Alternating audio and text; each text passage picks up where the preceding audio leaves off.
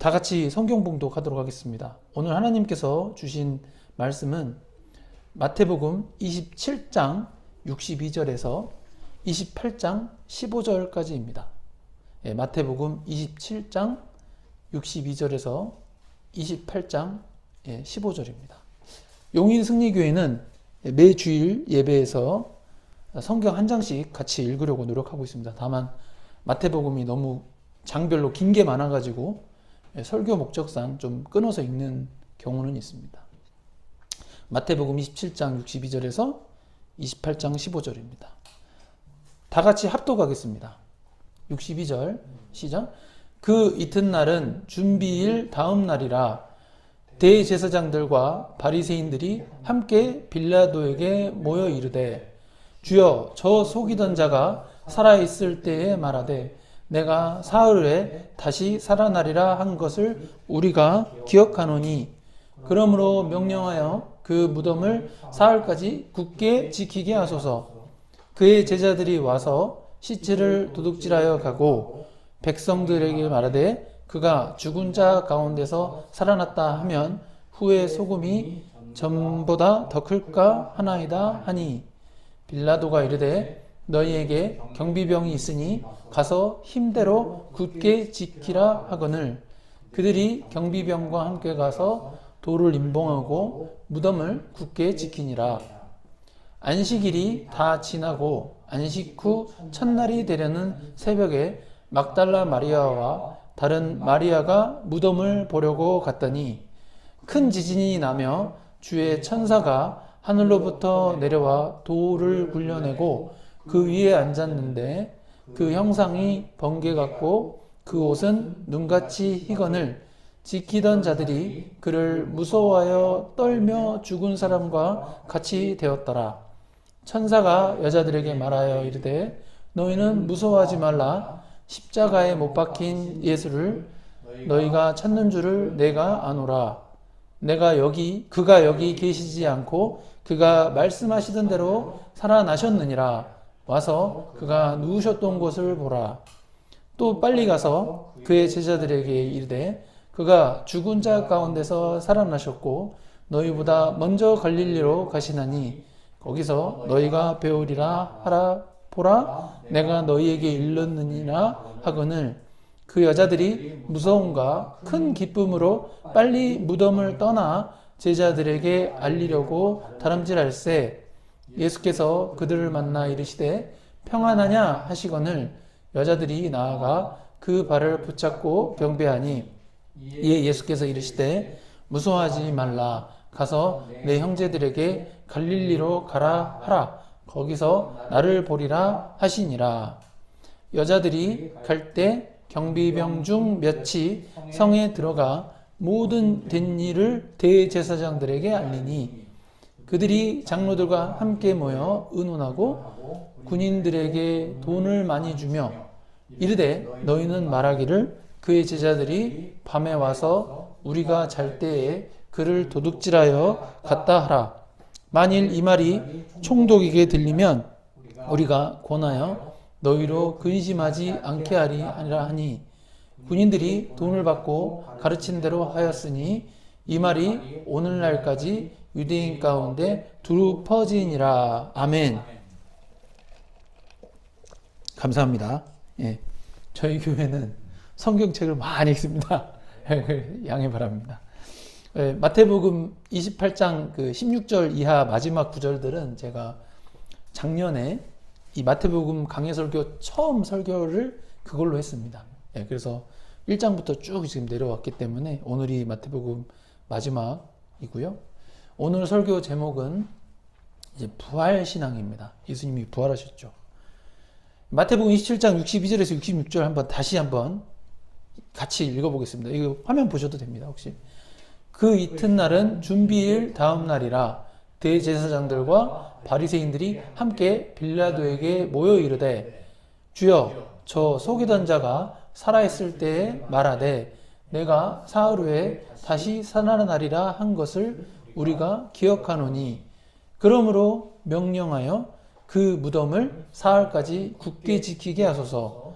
그의 제자들이 와서 시체를 도둑질하여 가고 백성에게 말하되 그가 죽은 자 가운데서 살아났다 하면 후의 소금이 전보다 더 클까 하나이다 하니 빌라도가 이르되 너희에게 경비병이 있으니 가서 힘대로 굳게 지키라 하거늘 그들이 경비병과 함께 가서 돌을 임봉하고 무덤을 굳게 지키니라. 아멘. 방금 읽은 그 마태복음 27장 62절에서 66절은 대제사장들과 바리새인들의 요청에 의해서 예수님의 시신이 매장된 바위 무덤에 경비병을 배치해서 그 무덤을 아주 굳게 지키는 장면입니다.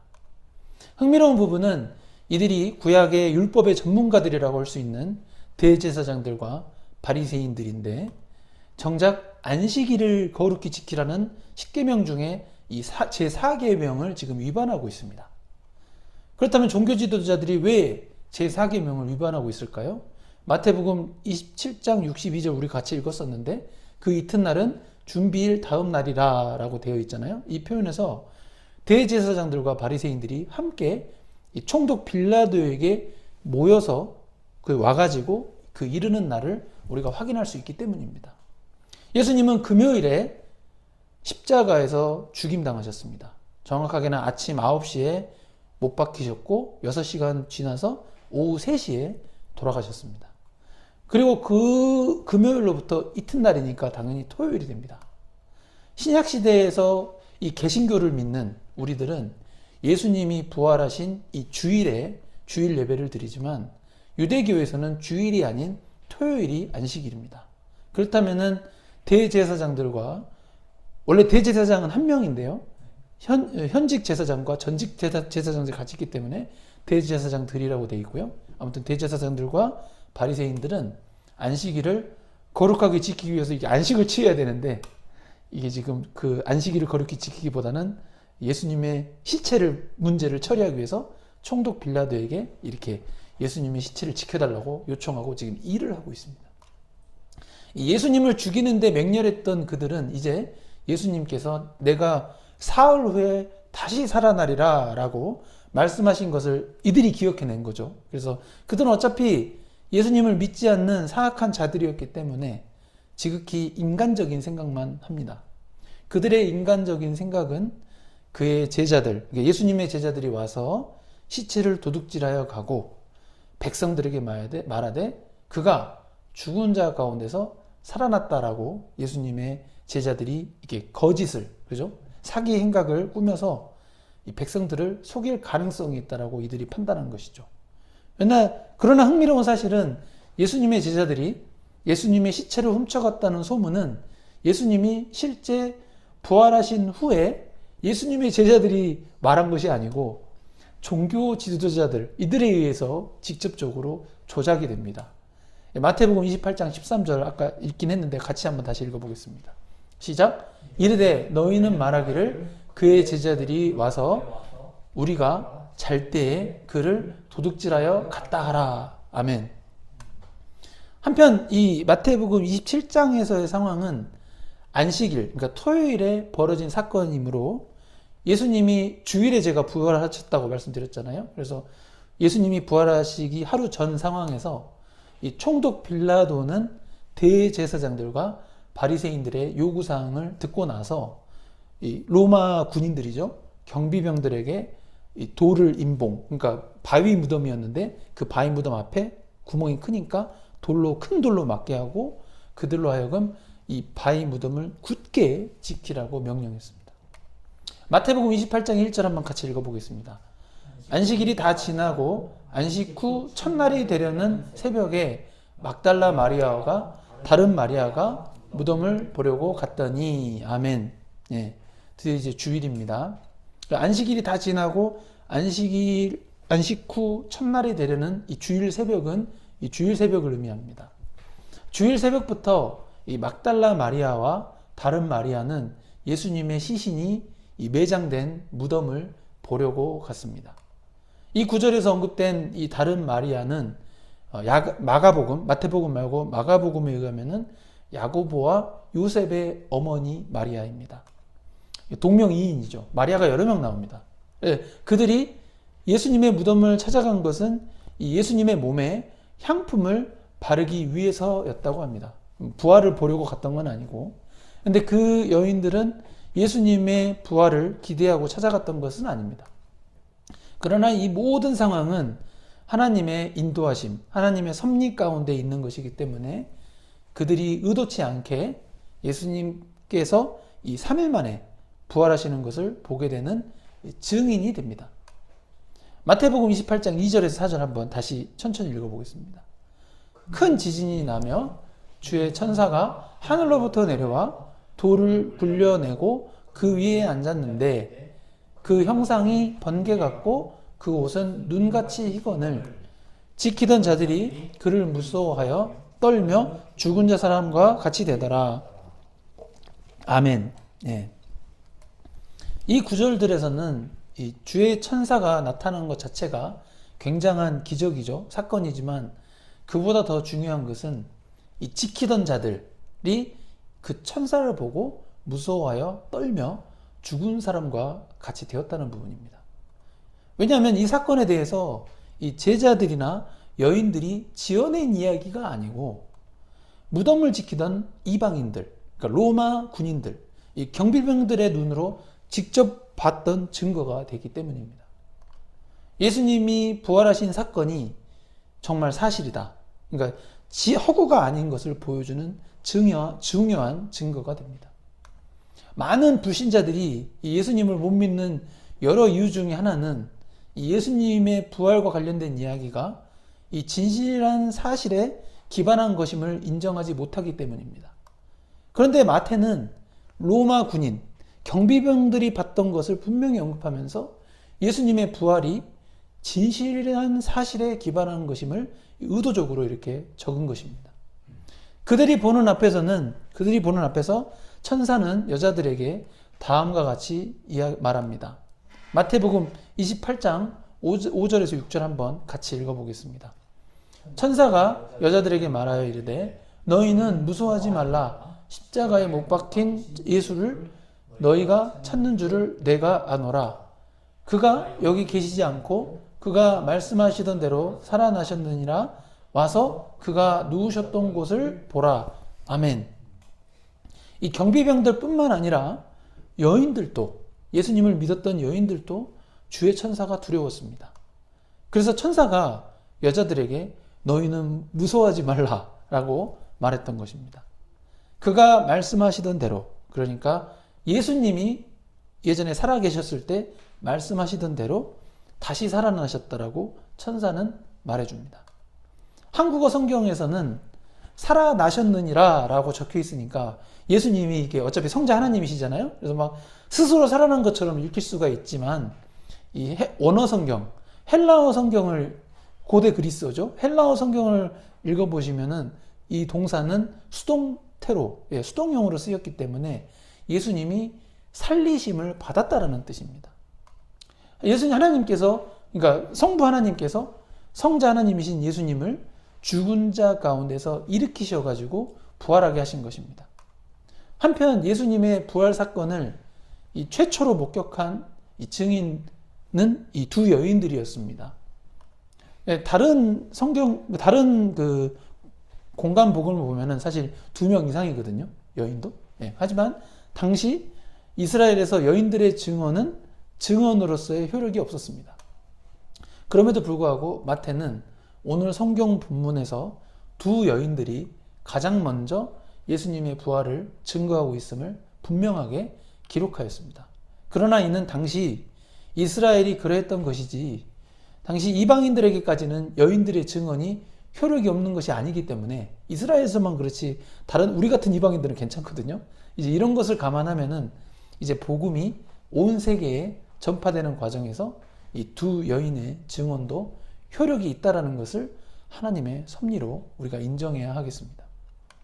그리고 이는 복음이 이 신약 시대, 우리가 지금 살고 있는 이 신약 시대에서 온 세계로 퍼져나갈 것을 전망하는 것이기도 합니다. 마태복음 28장 7절 한번 같이 천천히 읽어보겠습니다.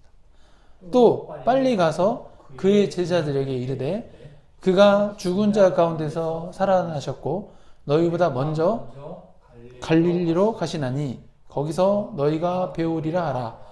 보라, 내가 너희에게 일렀느니라 하거늘. 천사가 그 여인들한테 얘기한 거죠. 이 구절은 천사가 여인들에게 지시한 내용인데 예수님의 제자들에게 갈릴리 지방으로 모일 것을 이렇게 명령하였습니다.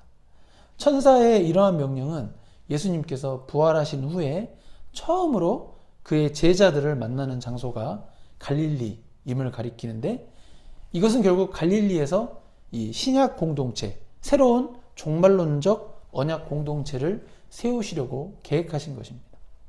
마태복음 28장 8절에서 10절 한번 천천히 다시 읽어보겠습니다. 그 여자들이 무서움과 큰 기쁨으로 빨리 무덤을 떠나 제자들에게 알리려고 다름질할새 예수께서 그들을 만나 이르시되 평안하냐 하시거늘 여자들이 나아가 그 발을 붙잡고 경배하니 이에 예수께서 이르시되 무서워 말라. 가서 내 형제들에게 갈릴리로 가라 하라. 거기서 나를 보리라 하시니라. 아멘. 막달라 마리아와 다른 마리아는 이 무서움과 큰 기쁨의 감정을 동시에 느꼈습니다. 무서움과 큰 기쁨은 어떻게 보면은 동시에 공존하기 힘든 감정들입니다. 근데 동시에 공존하기 힘든 이 감정들을 느끼는 이유는 그들이 천사를 만난 것과 죽으신 줄만 알았던 예수님이 실제로 이 부활하셨다는 소식을 천사에게 들었기 때문이고, 또 예수님도 눈으로 봤기 때문입니다. 천사는 영적 존재이기 때문에 평소 사람의 눈에 보이지 않습니다. 그래서 실제로 천사를 만나게 될 때 하게 되는 1차적인 감정 반응은 두려움을 느끼는 것입니다. 그럼에도 불구하고 천사가 말해준 내용은 예수님의 부활이기 때문에 이 엄청난 감격이 밀려오는 것입니다. 그리고 예수님의 부활을 알리기 위해 다름질했으니 얼마나 감격스러웠으면 이 사실을 빨리 알려주고 싶었겠어요.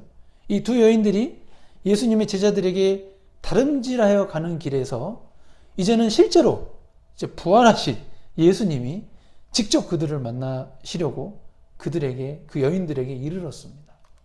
그리고 부활의 몸을 입으신 예수님이 그 여인들에게 평안하냐? 라고 이렇게 물으셨습니다.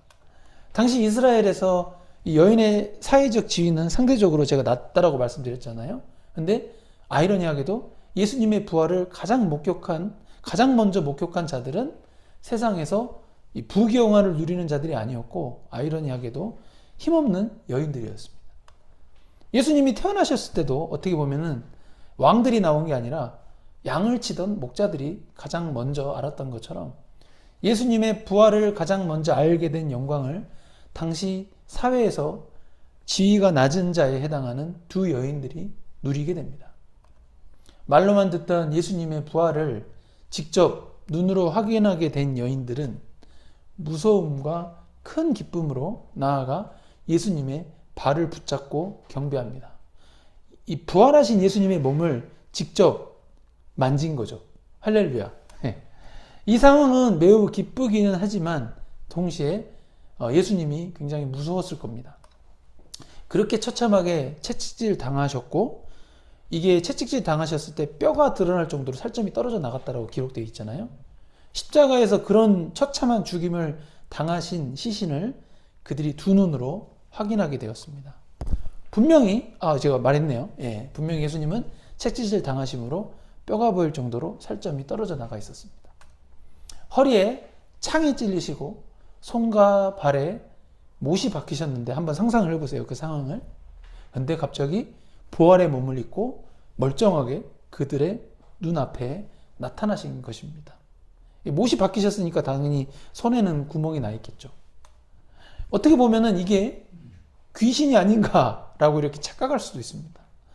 죽었던 자가 부활을 했으니까 어떻게 보면은 굉장히 무서운 일입니다. 인류 역사상 부활했던 인물은 한 명도 없었기 때문입니다. 우리는 죽었다가 잠시 임사 체험을 하고 살아나는 경험을 한 사람들의 이야기를 듣기도 합니다만, 그들은 모두 어쨌든 다시 수명을 채우고 육체적인 죽음을 피하지 못했습니다. 그건 진짜 부활이 아니거든요. 그러나 예수님은 찢어지고 못 박히고 창에 찔렸던 그 몸이 회복된 완전한 부활체로서 그들 앞에 나타나셨기 때문에 죽었다가 잠시 살아난 경험을 한 사람들과는 비교할 수 없는 초월적인 현상을 보여주신 것입니다. 육체적 부활을 입증하신 예수님은 당시 그 두 여인들이 느끼고 있는 그 감정, 그 느낌을 아셨기 때문에 무서워하지 말라. 천사하고 똑같은 말씀을 하시죠. 무서워하지 말라라는 말씀을 하십니다. 저라도 되게 무서웠을 것 같아요. 저 진짜 무서웠을 것 같아요. 어떻게 죽은 사람이 다시 살아날 수 있지? 라는 생각이 들기 때문입니다. 분명히 뼈가 보일 정도로 몸이 다 찢어졌는데.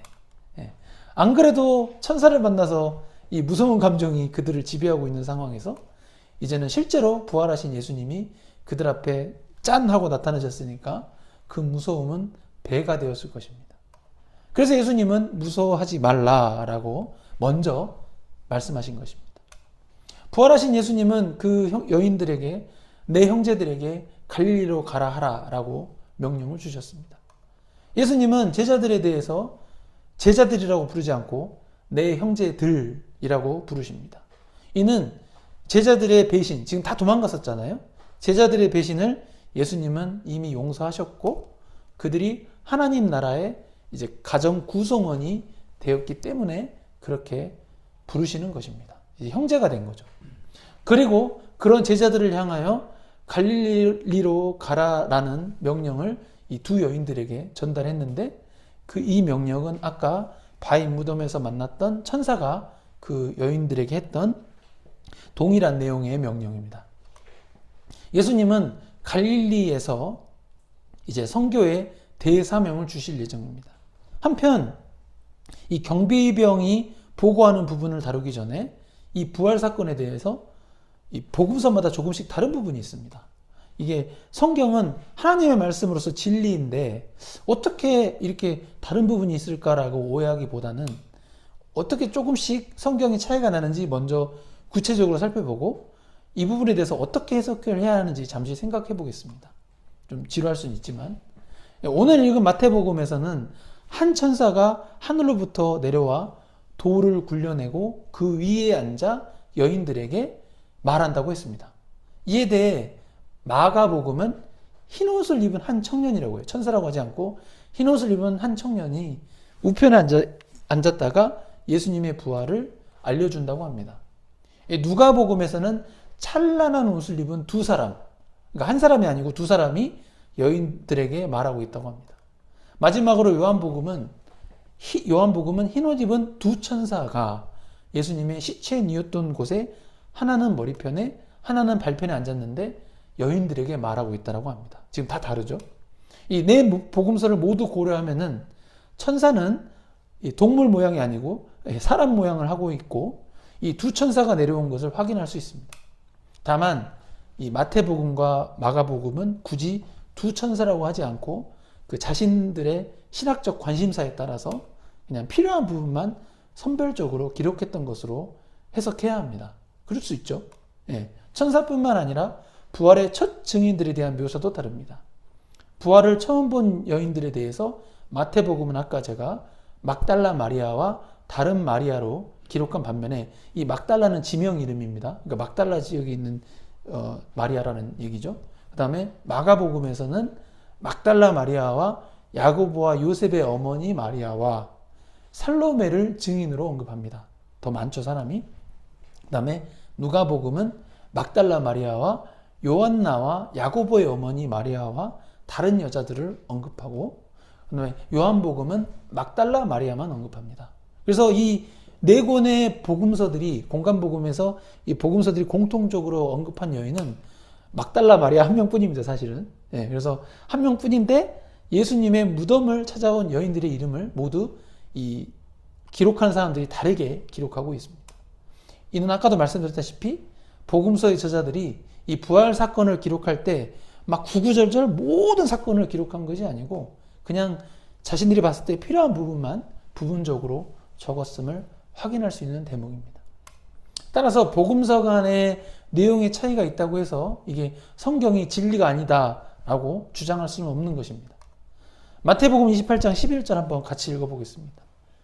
여자들이 갈 때 경비병 중 몇이 성에 들어가 모든 된 일을 대제사장에게 알리니. 아멘.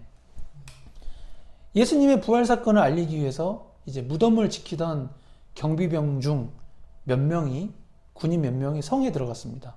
예루살렘 성에. 이제 그 말은 경비병 전체 인원 중에 일부만 간 것이기 때문에 아직 예수님이 부활하신 후 그 빈 무덤에 다른 경비병들이 있음을 의미합니다.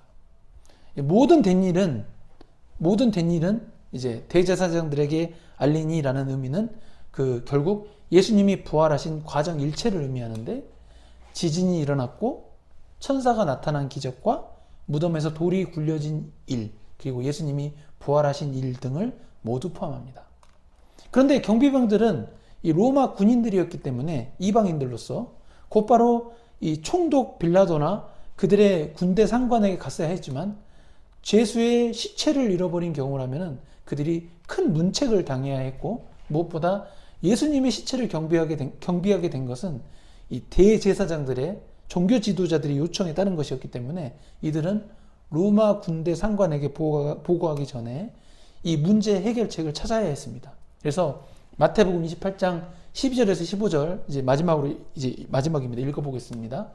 그들이 장로들과 함께 모여 의논하고 군인들에게 돈을 많이 주며 이르되 너희는 말하기를 그의 제자들이 밤에 와서 우리가 잘 때에 그를 도둑질하여 갔다 하라. 만일 이 말이 총독에게 들리면 우리가 권하여 너희로 근심하지 않게 하리라 하니, 군인들이 돈을 받고 가르친 대로 하였으니 이 말이 오늘날까지 유대인 가운데 두루 퍼지니라. 아멘. 대제사장들이 이 경비병들로부터 예수님의 부활 소식을 듣고 나서 이 장로들과 함께 이 문제를 의논했습니다. 그러나 그들의 결론은 결국 군인들에게 돈을 많이 주고 그들로 하여금 예수님의 제자들이 밤에 와서 경비병들이 잠잘 때 예수님의 시신을 도둑질하여 갔다는 이제 거짓말을 하라고 경비병들을 돈으로 매수합니다. 참으로 놀라운 것은 이 경비병들이 예수님의 부활 사건을 여인들과 함께 보게 되었다면 오히려 예수님을 믿을 것 같은데, 그들은 예수님을 믿지 않고 대제사장들의 돈을 받고 거짓 증거하는 자들이 됩니다. 부활을 봤음에도 불구하고. 참 놀랍죠. 이 같은 사건을 두고 이렇게 믿음에 있는 자와 믿음이 없는 자의 차이는 극명합니다. 예수님의 부활 사건을 목격하고도 이거를 거짓 증거를 하는 것, 거짓 증인이 되는 것을 우리가 이해할 수는 없지만 그것이 바로 이 기독교 신앙의 독특한 현상입니다. 이 대제사장들은 그 경비병들이 퍼뜨린 거짓 소문이 총독 빌라도의 귀에 들어갔을 때 대제사장들이 총독 빌라도에게 권하여서 이 경비병들의 신변을 보호하겠다라고 서로 이렇게 합의가 된 거죠. 돈도 주고 합의도 되고. 당시 로마의 총독과 이스라엘의 대제사장은 서로 의존하며 상생하는 관계였습니다. 좀 더 더러운 관계죠, 약간. 이스라엘의 대제사장들이 이 이스라엘 사람들의 이 백성들의 민심, 이 여론을 움직이고 이 민심을 조절했는데, 이 로마 총독이 이 식민지인 이스라엘로부터 안정적으로 그러니까 세금을 징수하는데 이런 대제사장들의 정치적인, 종교적인 영향력이 필요했습니다. 이게 밀란이 일어나지 않도록 도와준 영향력 있는 인물들이 이 대제사장들과 장로들이었기 때문에 이 총독 빌라도는 대제사장의 부탁을 거절할 수가 없었습니다.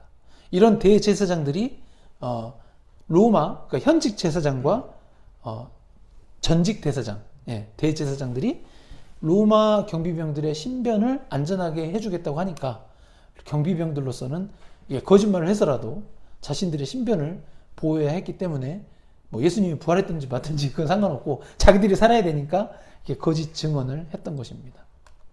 결국 예수님은 부활하셨음에도 불구하고 군인들은 대제사장들에게 돈을 받고 그들이 말한 대로 거짓 소문을 퍼뜨렸으니 예수님의 시신은 제자들에 의해서, 예수님의 제자들에 의해서 도둑질하여 갔다고 마태복음이 기록될 당시까지 유대인들 가운데 두루 이 거짓 소문이 퍼지게 되었습니다. 그런데 이게 조금만 생각해 보면은 이런 거짓 소문은 전혀 신뢰할 수 없는 소문이었습니다. 그 무덤을 지키는 자들은 무장한 로마의 군인들이었고, 무덤 앞에 큰 도로를 옮기려면은 장정들이, 어른들이 여러 명이 와가지고 막 끙끙거리면서 옮겨야 되거든요. 그죠? 그리고 큰 도로를 옮기는 과정에서 막 소음이 꽤 났을 것이기 때문에 설령 경비병들이 잠이 들었다 할지라도 이런 상황에서는 잠에서 깰 수밖에 없습니다. 그리고 정말로 시신이 도둑질 당했다면은 예수님의 시신을 찾기 위한 노력을 이렇게 대제사장들이 기울여야 했는데, 그들은 예수님의 시신을 찾으려고 노력하지도 않았습니다. 시도하지도 않았습니다. 왜냐하면 그들은 예수님이 부활했다는 소식을 경비병들에게 들었기 때문입니다. 종교 지도자들은 구약 성경의 전문가들인데 예수님의 부활 사건을 경비병 이방인들에게 직접 들었음에도 불구하고 그들은 예수님을 성자 하나님으로 인정하지 않습니다. 이 부분이 참 아이러니한 부분입니다. 예수님이 부활까지 했다는데 대제사장들과 장로들은 예수님의 부활을 믿지를 못합니다. 종교 지도자들은 안식일을 지키라는 하나님의 계명에 순종하지도 않고 예수님의 무덤 지키는 일에 혈안이 되었습니다. 더 나아가 거짓 증거하지 말라는 이 10계명의 한 계명이죠. 하나님의 계명을 어기면서 이제는 로마 군인들로 하여금 예수님의 시신을 도둑질 당하였다라는 거짓말까지 하게 했습니다. 이스라엘 종교 지도자들은 하나님 말씀의 전문가들인데 전문가인 그들이 전문적으로 하나님의 명령을 따르지 않고 오히려 계명을 전문적으로 어기는 불법만 저지르고 있습니다. 아주 교묘하죠. 그래서 하나님은 이스라엘의 종교 지도자들이 가증스러운 존재들이고 천국에 결단코 들어가지 못하는 자들이라고 말씀하시는 것입니다. 예수님은 이와 같은 종교 지도자들의 가식을 아셨기 때문에 그들을 찾아가지 않으시고 세상에서 낮은 자들, 가난한 자들, 상처받은 자들, 아픈 자들, 서러움 당하는 자들을 찾아가신 것입니다. 그들이 착해서 찾아가신 것이 아닙니다. 그들을 찾아가신 이유는 그들은 그래도 자신들의 죄와 잘못을 깊이 깨닫고 뉘우칠 수 있는 이 가난한 마음을 가졌다는 것을 예수님이 아셨기 때문입니다. 원래 세상적으로 어려운 것이 없는 떵떵거리는 자들은 하나님을 의지할 이유가 없기 때문에 예수님 믿는 것 자체가 어렵습니다. 예수님은 갈릴리에서 예수님의 제자들과 함께 종말론적 언약 공동체를 창설하십니다. 그리고 그 공동체가 바로 초대교회입니다. 예수님의 부활 이후 갈릴리에서 예수님과 제자들이 세운 공동체로서 종말론적 언약 공동체인데 교회는 이러한 부활 신앙과 그 부활 소망 위에 세워진 것입니다. 근데 종교 지도자들은 이 부활의 사건을 거짓 소문으로 덮으려고 했습니다. 그러나 성경은 그러한 거짓 소문으로도 예수님께서 부활하신 사실을 덮을 수 없는 증거들을 가득 기록했습니다. 여인들뿐만 아니라 이방인인 로마 군인들도 예수님의 부활이 진실된 사실임을 알고 있었습니다. 한두 명이 본 것이 아니라 여러 명, 이방인까지 포함해서 여러 명이 부활을 보았습니다. 아무리 거짓 소문으로 덮으려고 해도 덮을 수가 없는 상황입니다. 우리는 오늘 이 말씀, 하나님 주신 말씀을 통해서 예수 그리스도의 부활이 참된 사실, 역사적인 사실이며 이 부활이 예수님을 믿는 우리에게도 반드시 일어날 미래의 사건, 도래할 사건임을 가슴 깊이 새겨야 합니다. 그리고 우리는 예수님께서 십자가에서 죽임당하시고 3일 만에 부활하신 이 구속 사역에 대해서 전파하는 선교의 사명을 감당해야 합니다. 물론 그 선교의 사명을 감당하는 데 있어서 예수님을 믿는 순간부터 바로 하라는 의미는 아닙니다. 네, 부담은 가지실 필요 없습니다. 그 사명을 감당할 수 있는 사람이 되려면 먼저 예수님의 제자가 되어야 합니다. 그리고 예수님의 제자가 되는 것은 성도 한 명의 개인적인 결단으로 되는 것도 아닙니다. 예수님의 제자가 되는 것은 먼저 예수님이 우리를 제자로 택해 주셔야 하는 것입니다. 분명한 것은 우리가 예수님의 제자 되는 것을 사모할지라도 우선 제자가 되기 전에 예수 그리스도의 십자가 죽으심과 부활이 정작 나의 죄, 나의 죽음, 나의 부활과 직접적인 연관이 있음을 우리가 진짜 나의 지식으로 깨달아야 합니다. 우리는 이 깨달음을 얻기 위해서 이렇게 주일에 교회에 나와서 같이 주일 예배를 드리고 설교를 듣는 것입니다. 그리고 이렇게 주일 설교를 들으며 진리에 대한 깨달음을 얻는 과정에서 하나님이 나의 주인 되심을 신앙으로 고백하며 나의 마음을 하나님께 드리는 것이 하나님을 경배하는 예배가 되는 것입니다. 저 여기서 저번 주에 성도 한 명도 없을 때 설교했어요. 왜 설교했냐? 제가 설교하고 제 귀로 설교를 제가 듣는 거거든요. 하나님의 말씀을. 그렇게 그래서 저도 이렇게 예배를 드렸습니다. 오늘 주일 예배 가운데 그 예수 그리스도의 십자가 죽으심과 부활이 정작 나의 죄, 나의 죽음, 나의 부활과 직접적인 연관이 있음을 깨닫고 예수님을 나의 구주로 고백하는 우리가 진실된 성도 되시기를 예수님의 이름으로 축복합니다. 아멘.